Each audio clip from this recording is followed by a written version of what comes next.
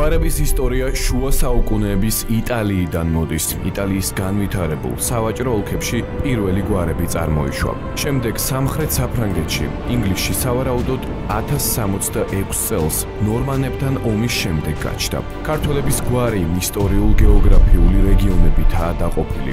ისინი სახელებისაგან, მეტსახელებისაგან ან წარმომადგენლობისგან წარმოიშნენ. პირველი ნაშრომი ქართული გვარების წარმომავლობის შესახებ ეკუთვნის ცნობილ სახელმწიფო მოღვაწეს, მწერალსა და მეცნიერს იოანე ბაგრატიონ ბატონიშვილს. ჩვენ შევეცდებით გავარკვიოთ და მოგიყვეთ ვისი გორის ახართ.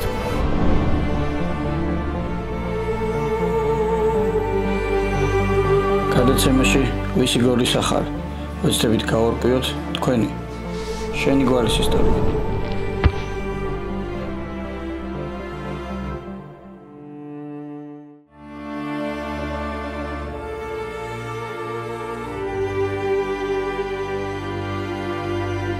მოგესალმებით სვანეთიდან. დღეს მოგითხრობთ ქალბატონი ნადე გვარლიანების ისტორიას. მოგესალმებით ქალბატონო ნადე. საიდან მოდის, საიდან იწყება, რომელი საუკუნიდან გვარლიანების ისტორია? დღეს ვინც ცხოვრობს აქ გვარლიანები, ესენი მოდიან ერთი კაცისაგან. ეს იყო ყოფილა მათი წინაპარი გვარლიანი. რომელსაც აბსოლუტურად ამოუწყდა, ესე იგი, მაშინ შავი ჭირის ეპიდემია ყოფილა სვანეთში, მარტო კი არა, მთლიანად საქართველოში კი არა, პანდემია, რასაც ქვია და ამოწყვეტილა უამრავი გვარი, უამრავი ისა და ყველა ამომწყდა რა, ახლა ვინც კი გვარლიანების მოდგმა ყოფილა, მარტო დარჩა აი ეს გვარლიანი ორი ყმაწვილი ბავშვით, ქალვაჟით. გეგანით და კაკუთი, გეგანი ქვია ვაჟიშვილს და რქმევია და კაკუ რქმევია ქალიშვილი, ყმაწვილი ქალვაჟი. და ესენი ამდგარა ეს კაცი და ესენიც არ დამეხოცოსო და გაურიდებია ისინი ლეგუმერის მთისკენ, აი უშბის მიმდებარე დღემდე აი იმის გაყვალულ ბილიკს ქვია გვალა ლარტ. გვალის სარტყელი, სავალი, ესე იგი ბილიკი სარტყელი. იქ დაუბინავებია გამოქვაბული, მანამდე სცოდნია, აი ლაღამელები, ლაღამის დასახლების ხალხი, აი ლეგუმერის მთისკენ, ბალდაშის მთისკენ და აი იქითკენ ემუშავებოდნენ და ამდენად მისთვის ცნობილი იყო, სადაც უნდა გაეხიზნა ეს თავისი შვილები და ამოუშენებია ქვებით, რაღაცებით, ამოუშენებია ის ირგვლივ რო ქარი და წვიმა და იმას არ შეეწუხებინა. ხო სარჩოდა ის არაფერი არ მოდის ისეთი ვთქვათ შეიძლება აი ბალახეული ისეთი რაღაცა კი ყოფილიყო მოეტანა ვთქვათ ან თვითონ ბავშვები გადასულიყვნენ, ეპოვათ, ეჭამათ ის რაღაცა, მაგრამ რაღაც უფრო ყუათიანი და ის რო ქონოდა, ამიტომ იღებდა თურმე კალა, მადან, კალას იღებდა და გუდუროთი ტყავის, იმით ბეჩოს უღელტეხილით გადაქონდა თურმე ყაბარდო ბალყარეთში და ცვლიდა აი ამათ აი ცერცვზე, ქერზე, ასეთ რაღაცებზე და ის გადმოქონდა ბავშვებისათვის. სანამ ესე იგი ამისი საშიშროება ყოფილა და სანამ ამის ტალღას არ გადაული ამის საშიშროების ტალღას, მანამდე იქ დაუკავებია ის ბავშვები.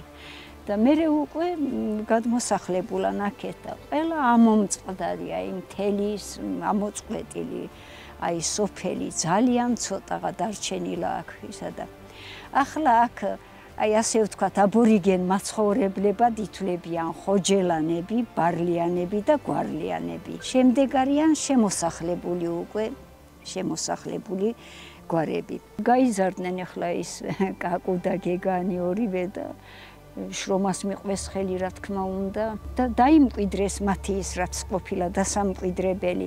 ამ შტოს ახლა რაც გადარჩა, ამათ ქვიათ გეგანშა, ჩვენთან აი თემის დასახელება. გვალიდან ხო დარჩნენ ესენი, მაგრამ მაშინ გვალშა უნდა რქმეოდათ, მაგრამ მანამდე ეტყობა ერქვათ ეს გეგანშა და ამდენად აი გეგანშა შტო გადარჩა აი ამ ამოწყვეტას და იმას. დაახლოებით რომელი საუკუნე არის? ეს არის მე-19 საუკუნის 10-იან, 10-იანი წლების ისტორიას გვიყვებით ახლა, მაგრამ დაახლოებით საიდან მოდის გვარი, რომელი საუკუნიდან? თავრალი ქვია სოფელს იქ ნაკრისკენ. თავრალი ჯერ იქ ცხოვრებულან და მე იქიდან გადმოსახლებულანო აქეთო და იქაც ცხოვრობენ გვარმიანები. ოღონდ ისინი გვარმიანები არიან და ესენი გვარლიანები. ნუ წარმოშობა აფხაზეთიდან არის გვარლიანების. აი ბედიიდან, არიანო ბედი ისინიდან. დაახლოებით რამდენი ადამიანი იქნება გვარლიანი დღეს საქართველოში? ისე ყოფილა გაწყვეტილი ეს ისა რომ დასაოჯახებელი რო იყო უკვე ის გეგანი დაგვიანებია კიდეც ეს დაოჯახება უსისხლებია თავისი ის რა ქვია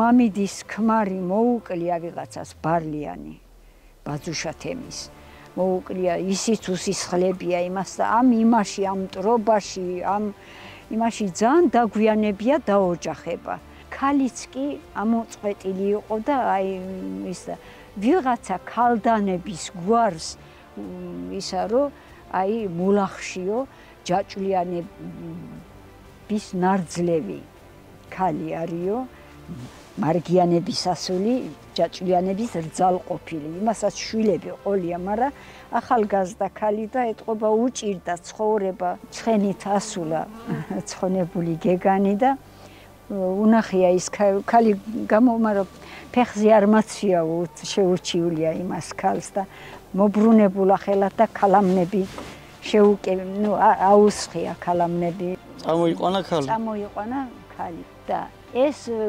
ქალიშვილი კაკუ გაუთხოვებიათ ისიც ერთი მარტო ყოფილა დარჩენილი რატიანი ოღონდ გალაშა თემის ესენი არიან გივერგშა თემა მათ ქვიათ გივერგშა თემი ისინი გალაშა თემი და აი იმ ალამი რქმევია იმ ესე იგი კაკუს მეუღლეს ისიც მულახში გაუზრდიათ მარტო ხელა ბავშვი დარჩენილა აი ამ ჟამისგან ამოწყვეტილი სვანურად ჟამს ვეძახით შავჭირს და აი ქურდიანებს გაუზრდიათ ის ბავშვი და მერე უკვე აქ ჩამოსახლებულა ვიღაცა ბავშვთან იქ ჩხუბი მოსვლია და ნუ ეტყობა მოერია იმას რაღაცა და იმის დედას უსაყვედურებია შენ ისიც კი არიციო საერთარიო შენი ადგილსამყოფელიო გეგანს მერე ერთი წელი გასულა არ ეძლეოდა თურმე შვილი და